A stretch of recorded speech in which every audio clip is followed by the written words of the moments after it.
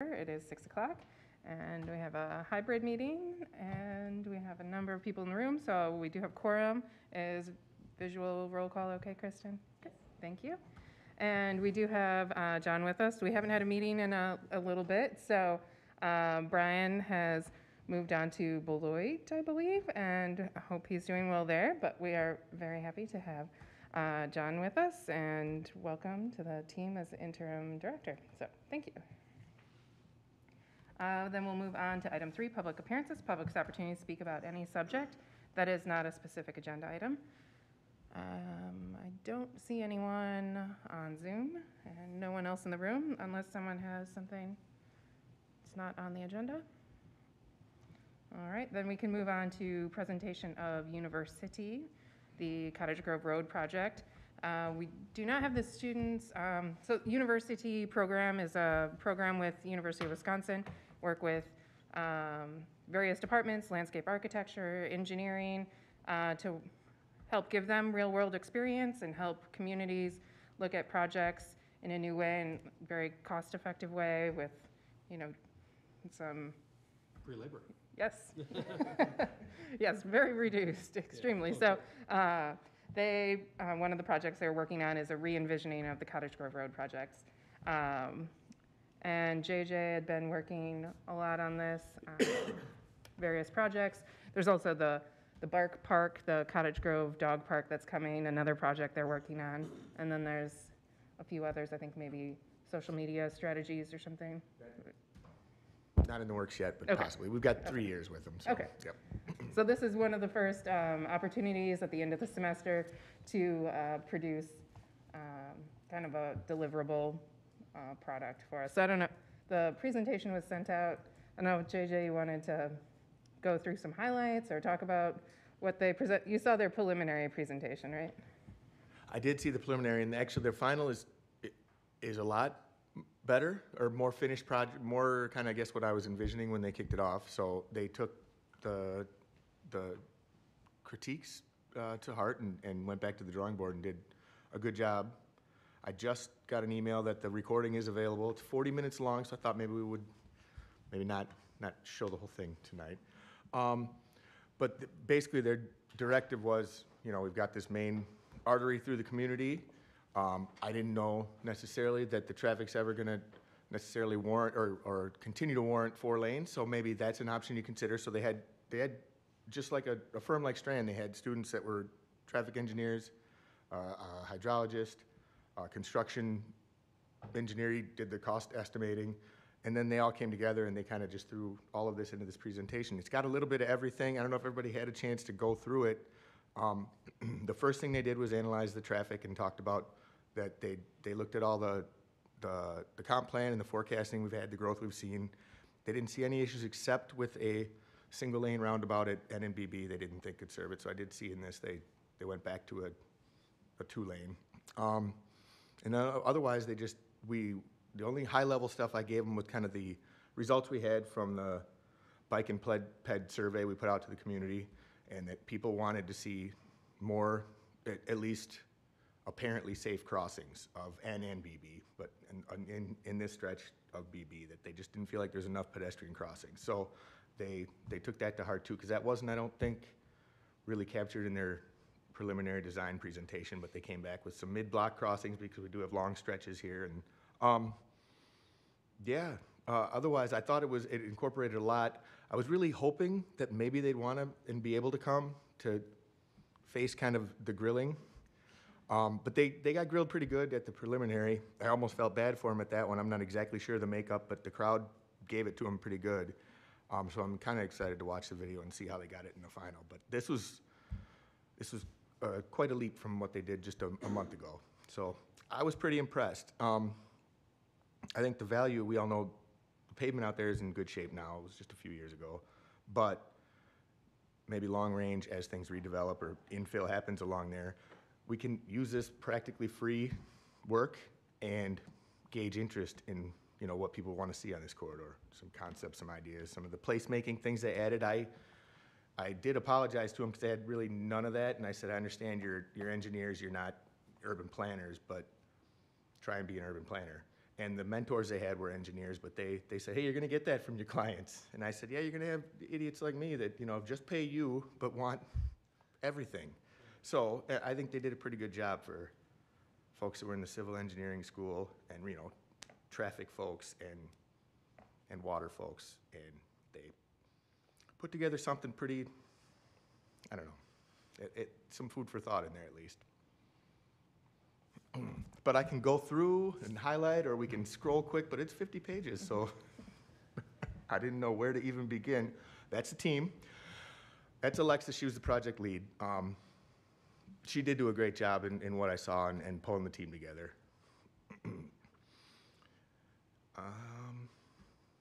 This is just some of the concepts I think they use, and they just showed kind of the broad range of options. With the right-of-way we have out there, you could have all kinds of things. Another concept they did, I said, just keep it in mind long range. If anything was done out here, we've talked about before, you kind of capture maybe curbs for a long time, but what's inside and in between could change. And I said, there's a possibility that someday transit could be coming. Metro's already high level talked about having a route basically swing through the village. So I'm guessing that we may want to adapt that at some point. So they took that into consideration, that maybe something's a parklet or on-street parking or some other feature that could easily be converted to a transit stop. So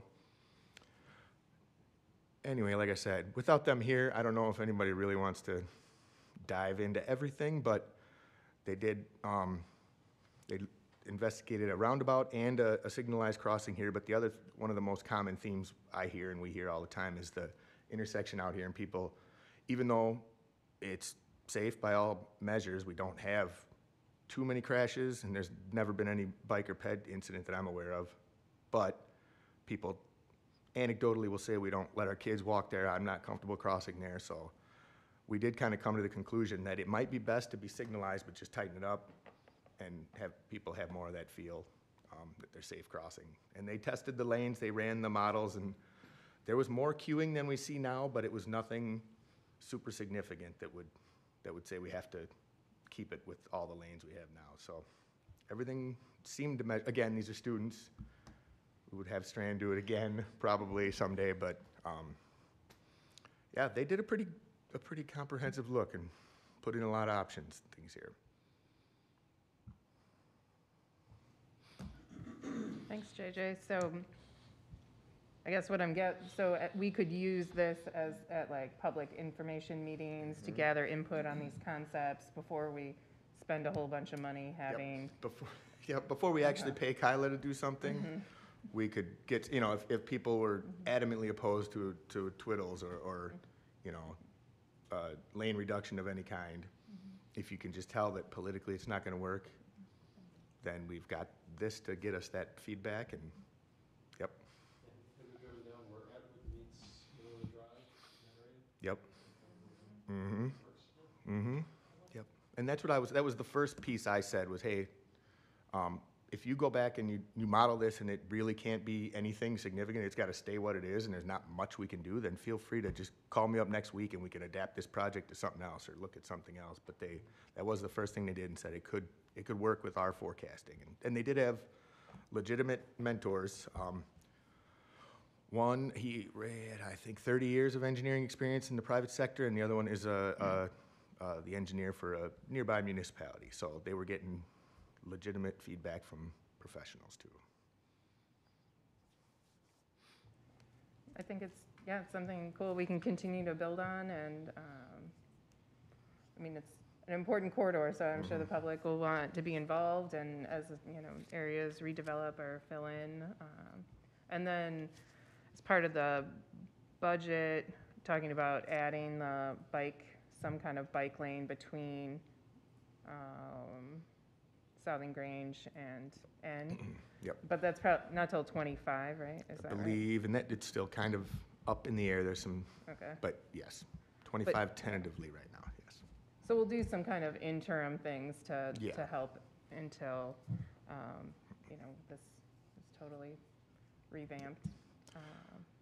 The good thing is it's a pretty easy project for them because we've got a significant chunk of right away through that whole corridor.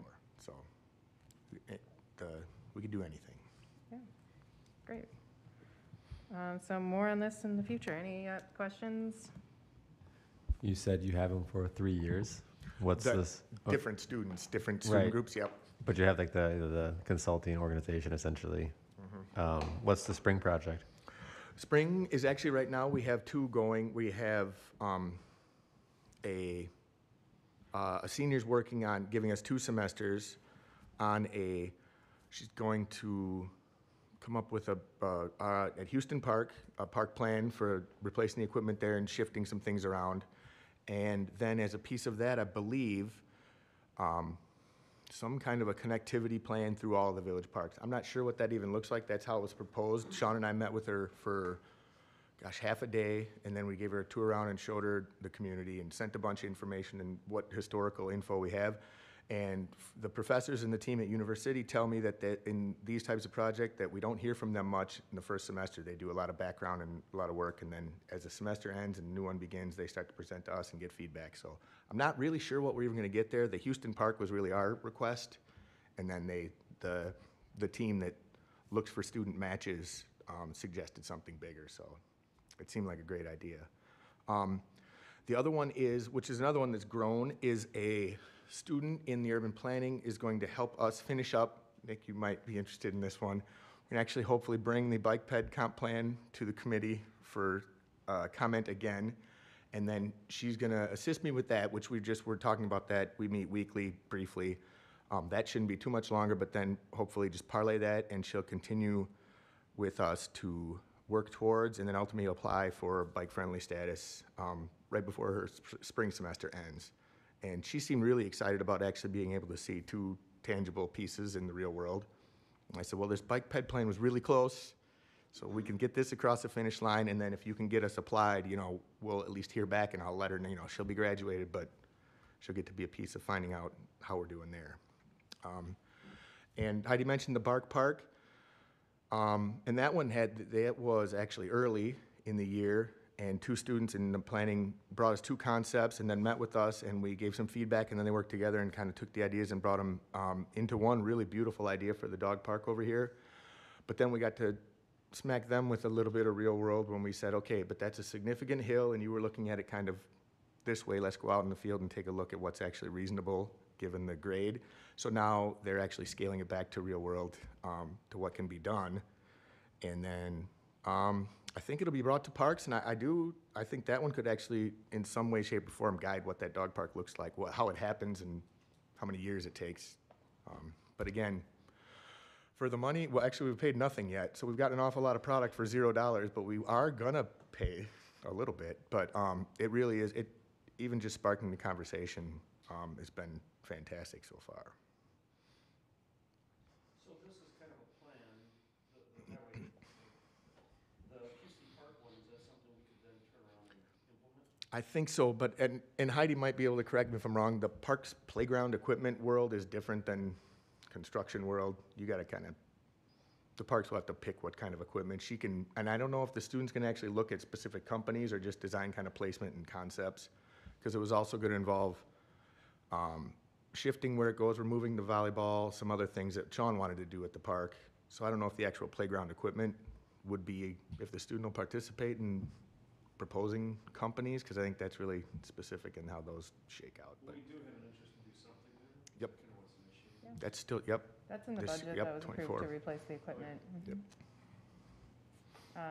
Yeah, the way it's worked in the past is we have a concept of like the type of equipment. We want like a natural looking one, equipment, and then a few different vendors will bid on it, but then they insert their version of that type. But, yeah. So when is the park supposed to open? that's, it will open in '24. Oh, okay. I don't know if it's gonna have any of the amenities we're talking about. Those will probably be phased in over time, but it's, Fence around it, though? it's got the fence, so, yep. We just needed the grass established essentially, so if we get a nice, good, normal spring and everything's like it should be, we should be open. And their logo, I mean, we can implement that part. The logo they came up with is so cute. Yep, Did they come up with a name? Yeah, the The Bark- Cottage yeah. Grove Bark Park. yep. Mhm, yep. All right, any other questions about the university projects? All right, hearing none, then we can move on to item 5. Start with A, update on the solar panels for MSB. And did they get the testing done? I know my solar panels had snow on them for a little bit there. All years I've been talking. From what I guess we know is tomorrow is the day, right? Yep. Where they're gonna do their witnessing and from there, we hope that this will officially be behind us and we can start utilizing this, this asset. Great. Maybe we can get a social media post when it's flipped on. That'd be awesome. I was all excited repeatedly to do that, but now I'm gonna wait until everybody actually signs everything and leaves. But yes, You've had the social media post ready everything's for a ready long to go, time. and then, yes. All right, I'll be glad to see when that switch flips. Any questions on the solar panels? All right, then we can move on to discuss and consider lighting options for the Glacial Drumlin Trail parking lot. So yeah, Yep. I think we're gonna like strike the consider part of this. I don't think we're quite at that point yet. This was just more of a, bring this back to light and kind of discuss what you guys want, kind of like what you guys want us to do. There's looking at this holistically, that's a large parking lot, and to potentially light this to a means that makes sense, it's gonna take more than like one light or, because it's a, to light at least the corners or however,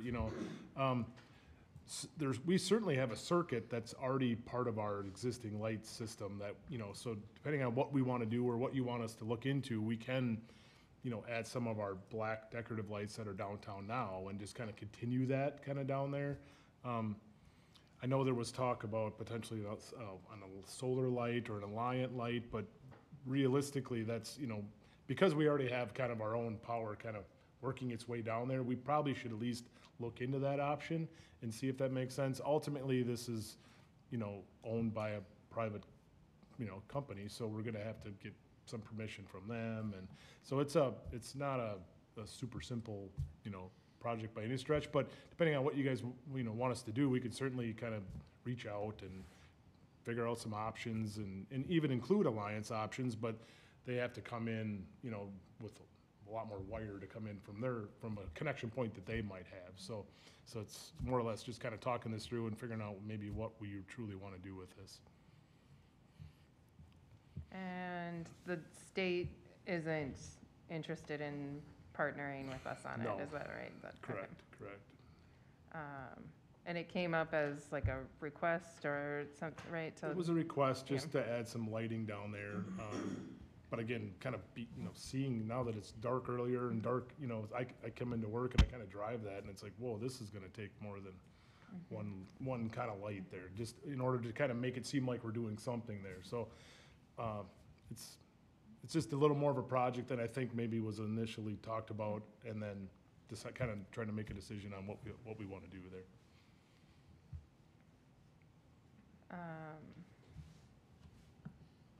Questions, thoughts about if we want to continue investigating this or if we, I think we want to continue to investigate it. I guess my suggestion at this point would be to explore what it would take to light it to our standards. Same standard that we would have for any commercial parking lot that comes before us. That's what we'd want to light it to for our standards. So I guess I'd be interested in a proposal to understand what it would take to do that. Of course, it'd be nice to keep with the same fixture styles and types we're already using throughout the village. If it's a matter of 2 poles and 4 fixtures or 3 poles and 3 fixtures, it would just be nice to know what that would all entail. Mm-hmm. Sure, that makes sense to me. But I think we should still continue to consider it for safety aspect. It certainly is highly utilized, Yeah. so it's worthwhile. yeah, people come in at the end of their ride and trying to pack up their bikes and such. Right.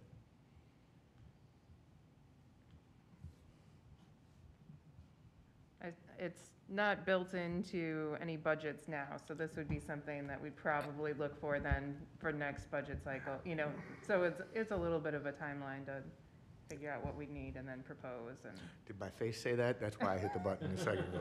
Yep, my gut is it's at least 3 lights, and we get some proposals, and it's not gonna be money we can just find, so might be a conversation for next year's budget. But yeah, it'd be great to at least have all the information gathered so we know what we'd be considering. Yeah. Yeah, absolutely.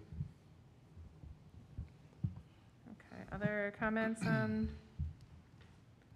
the Glacial Drumlin Trail parking lot lights? All right, then we can move on to update on the 2024 budget. And the village board did approve the village budget on Monday night after the public comment period, after the public hearing. And we moved a couple things down in scale. The board did not want to move forward with the sidewalks for the West Lawn or for the Crawford Plat. I think they saw a benefit in it, but the price tag was just too high. So those projects are moving forward for next year, but not adding sidewalk.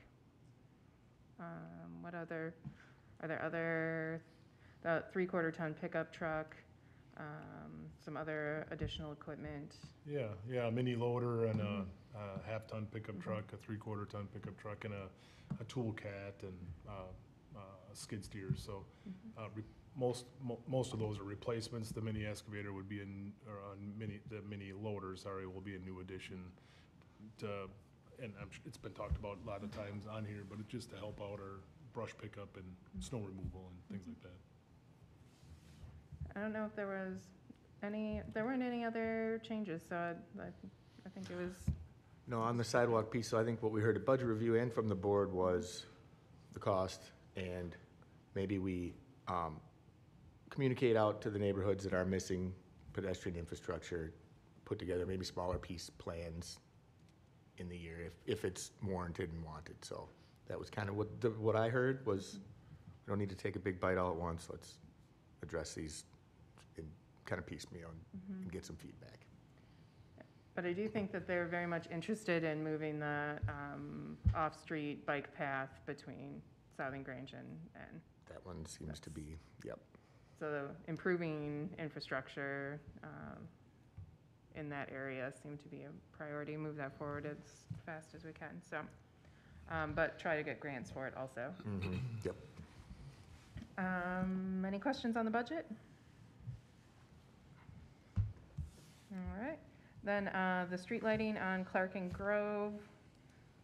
I think I saw something in a. Well, currently we're just kind of working with Alliant. We have to establish some easements in order for us for them to get these lights in and the wire in and stuff. So currently, just actually talked to our Alliant rep yesterday, and their real estate team they're backed up. So they were hoping maybe by the end of the week we can start this kind of process with them, but that's kind of where we're at. And is there still temporary lighting anywhere, or no? Just, There was something by the skate park. Is that?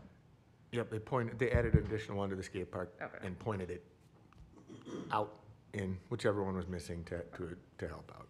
Okay, great.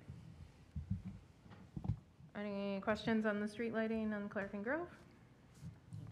Okay, great. Then we'll move on to new business, discuss clean sweep Cottage Grove event. I was contacted by Dane County. They've done events in surrounding communities further away from the landfill to make people aware of clean sweep and how you can take all the nasty stuff we don't want in the landfill over to Dane County landfill. When they've done them, I think Wanakee was the example. They sent me all the information. They do take like a dumpster there or a team there and collect everything and make the village aware. We're so close, because the cost is really significant for them to do that they're gonna try something different with us, and I think they were working with McFarland too. Basically, in March, they're gonna make all the materials and we push out the information. They're gonna give us, I believe it's 150 vouchers for the first 150 village residents to sign up and get a free voucher to take whatever you got. And then basically it's our whole morning that on a Saturday in March that the village gets these residents that signed up and got their voucher to take whatever junk you have and go and for free dispose of it, and then they can share that, hey, you can come do this anytime. And I thought it was great. The cost for us, it's a cost share. The cost is going to be around $1,000 of our sustainability budget. The only comment I had, I said, it just sounds perfect. The more people aware, the better. Was if they could have their folks, because when I've gone, I'm shocked how little it costs. Like, I'll clean the garage and I'll fill the back of my truck up, and they're like $19. I mean, so I said, if you could just add that piece, that you have somebody there that's one of your actual employees that could just estimate, hey, this would probably be about $20, so next time don't throw it in the dumpster, bring it here. So I'm pretty excited. It should be a really good event, and and like I said, they're gonna create all the materials, so it's pretty painless for us. We just have to share it and push it out and put it on the website, and hopefully we get a lot of residents taking part. Great, thank you.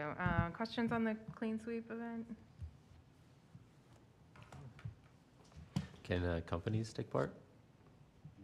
Don't believe so, but I will ask. I saw a garbage truck on fire in the village one time, so Oh. it would be good to educate people on what they shouldn't throw away. That was probably not something that should have been in there. They had to dump everything out. Mhm. All right, looking forward to that. Then if there aren't any questions, we can move on to the engineer's report. Hi guys. A lot of the stuff that's within the engineering report has already been discussed on the public works side for the village. Some updates on the developer projects. Shady Grove subdivision. The majority of the subdivision was surface paved in November. There is the one portion that along Drumlin Ridge that will be surface paved and bus road next year after they add the utility updates for the duplexes. Cottage Grove Commons is officially completed.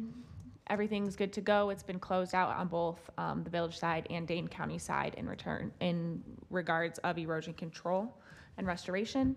And then for the West Lawn Estates, they provided binder. They put binder course down along with sidewalk and curb construction over the last several weeks. And so they're planning on doing surface pavement for the remaining phases as time allows in the spring with weather.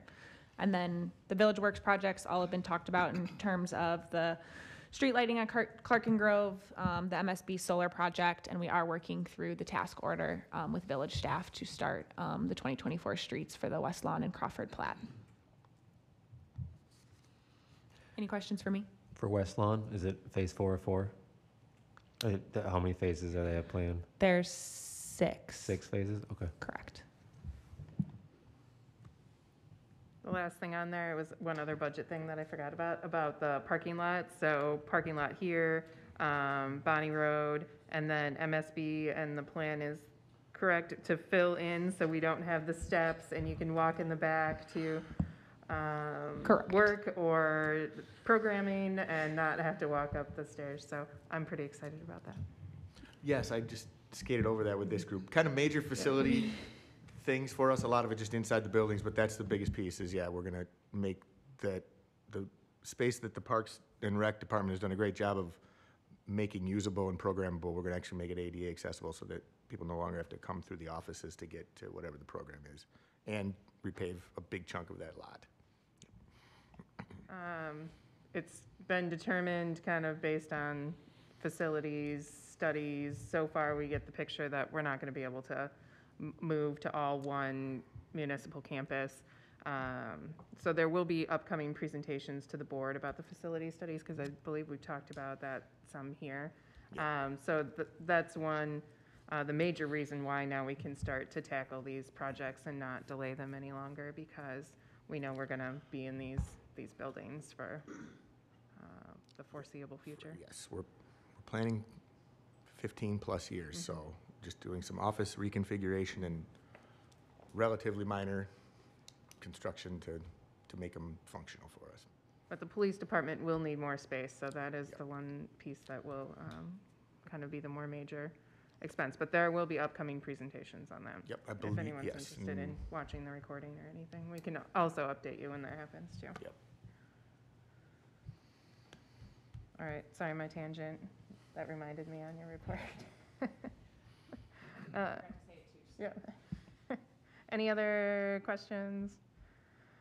All right, then we can move on to the director's report.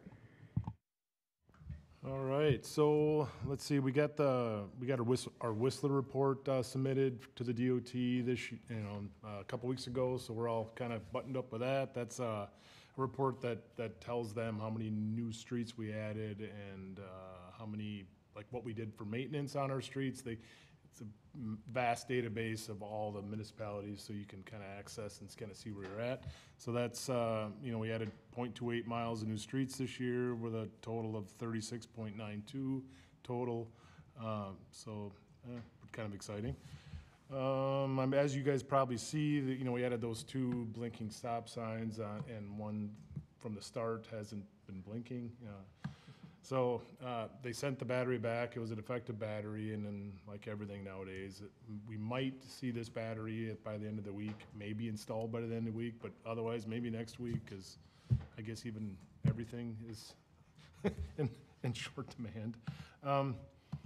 So yeah, hopefully we can get both of them blinking. So as you know, we have had a few small snow events so far, which has been great for us. We have 2 new employees, so we can't, as you guys know, we can't just go out and drop plows down and kind of practice, right? So it takes, it's nice to get a few small events so we can kind of, these guys can, or staff can kind of put the wing down and the plow down and kind of start scraping around, even though it might not be a lot of snow. It's something that they can kind of start getting a feel for.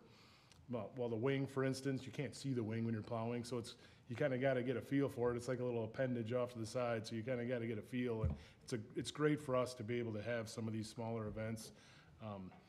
You always kind of dread that first big snowfall, and there can be some mishaps that come with that. So we're pretty happy that we've had a chance to have a few small events. We've gotten some portable radios, and we got a few radios in trucks. Those have been a real asset to kind of seeing where people are and kind of getting everybody organized and efficient. So that's been great. Just want to continue to push for more and more of these tools like that. It's been great. I do want to mention that we are down a staff member. A gentleman, Vince Jeffords, left the village. He started as a police officer in 1999 and then transitioned to a public works technician around January of 2022. So he moved on to the sheriff's department kind of to finish his career out there. So, 24 and a half years he spent at the village in various duties, but that's quite an accomplishment and great, the service dedicated that much time to the village, which I think was a great thing. We are currently recruiting for his replacement, and actually we're interviewing 2 people tomorrow. So hopefully one of them will kind of fill the role. We'll see how it goes.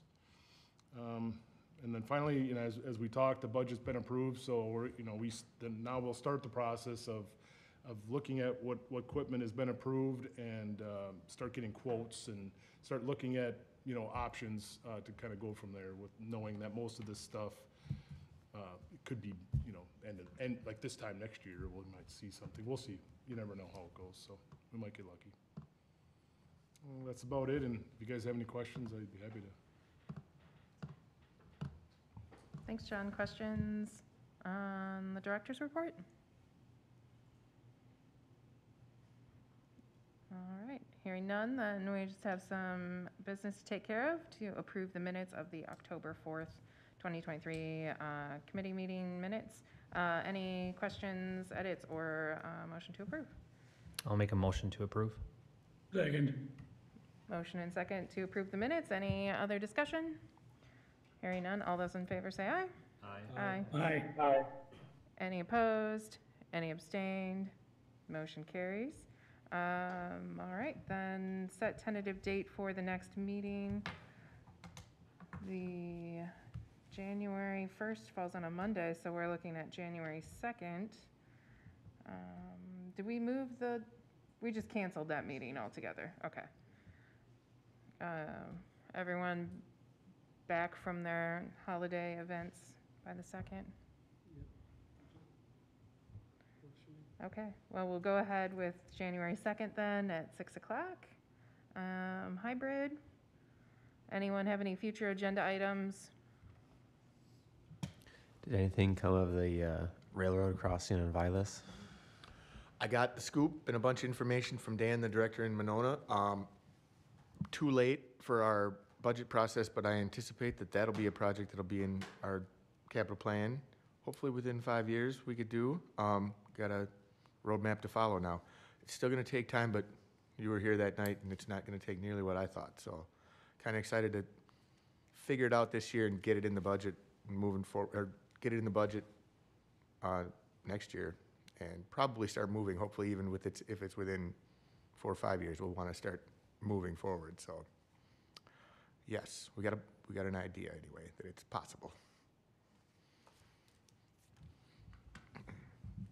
Well, whenever you have any updates, we can make that a future agenda item or Perfect. something like that. All right, any other items? All right, we just have one final item on tonight's agenda. Motion to adjourn? I'll second. Motion and second to adjourn, non-debatable. All those in favor say aye. Aye. Aye. Thanks so much, everyone. Have a very nice holiday season. We'll see you in January. That's good.